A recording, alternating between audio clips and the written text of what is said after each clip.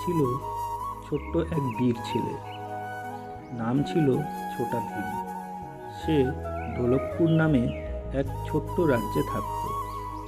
ভীম ছিল খুবই শক্তিশালী, সাহসী আর দয়ালু ছেলে।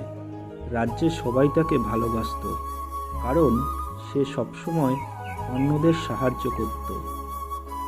একদিন ঢোলকপুরে এক দুষ্ট জাদুঘর এলো। সে তার জাদু দিয়ে গ্রামের মানুষদের ভয় দেখাতে লাগলো।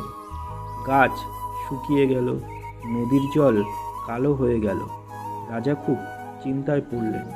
তখন ছোটা ভীম এগিয়ে এলো। সে তার বন্ধু চুটকি, জাগ্গু আর রাজুকে নিয়ে জাদুকরের বিরুদ্ধে লড়তে বের হলো।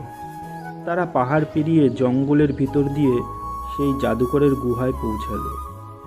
জাদুকর এক ভয়ঙ্কর ঝড় তুলল, কিন্তু ভীম তার শক্তি আর সাহস দিয়ে লড়ল।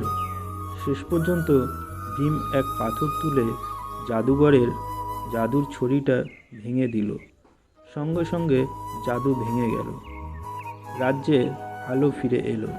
রাজা খুশি হয়ে ছোটা ভীম আর তার বন্ধুদের পুরস্কার দিলেন। গ্রামের সবাই বললেন, ঢোলকপুর সত্যিকারের নায়ক আমাদের ছোটা ভীম।